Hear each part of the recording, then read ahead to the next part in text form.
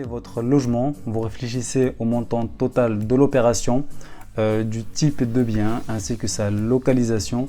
Voici mes conseils pour mieux réussir son projet d'achat immobilier. Bien préparer votre achat immobilier. Alors, concentrez-vous sur les points les plus importants de votre recherche immobilière.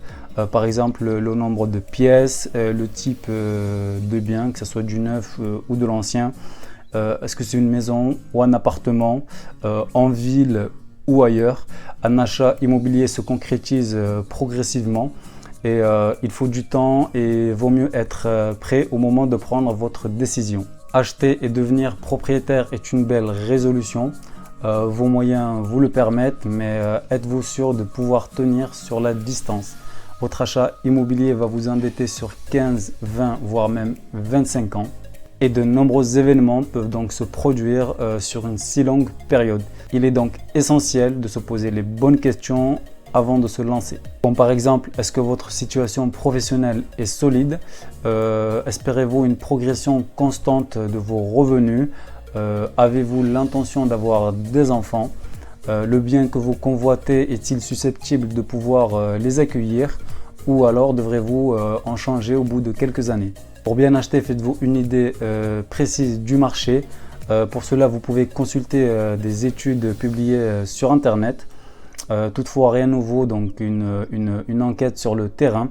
C'est pourquoi il est bon de vous faire conseiller par un professionnel qui vous fournira donc des informations sur les prix, les biens à la vente dans la ville ou le quartier dans lequel vous souhaitez donc acheter. Vous pouvez enregistrer votre recherche chez un professionnel ou mettre des alertes sur des sites d'annonces immobiliers. Ayez un peu de méthode dans vos recherches immobilières. En matière de recherche immobilière, dressez tout d'abord une liste de vos critères, de vos impératifs. Le confort par exemple, le quartier, les transports. Faites en sorte de bien exprimer votre souhait afin d'éviter les pertes de temps. Visitez le plus possible de logements correspondant à vos critères.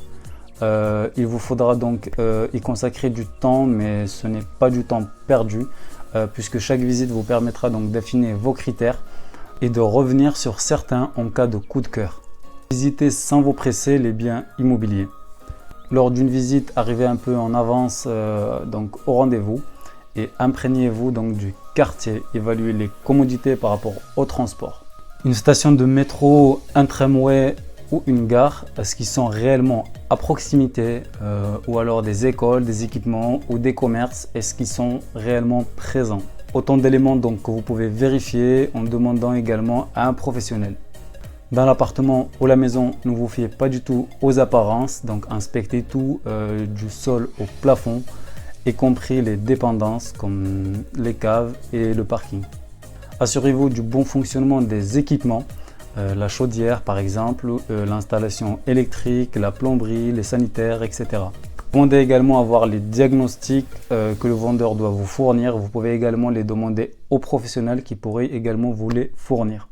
N'hésitez pas à aller faire un tour dans les parties communes et bien vérifier les procès-verbaux des dernières assemblées générales afin de vous assurer que la copropriété est bien tenue et que les frais supplémentaires ne seront pas à prévoir et qu'il n'y a pas de procédure en cours.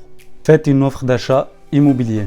Si le bien que vous venez de visiter donc, vous plaît ou que c'est le coup de cœur, faites donc une offre d'achat immobilier. Donc si les propriétaires l'acceptent, il sera engagé à vous le vendre. Faites une offre qui soit cohérente avec le marché du secteur. À défaut, vous risquez de voir le propriétaire se braquer et refuser donc de vous vendre son bien. Je mets d'ailleurs à votre disposition gratuitement un modèle d'offre d'achat. Le compromis de vente ou la promesse qui suivront vous engageront donc à acheter le bien. Alors notez bien que vous disposez donc d'un délai de rétractation de 10 jours qui débute le lendemain de la remise du compromis par la poste.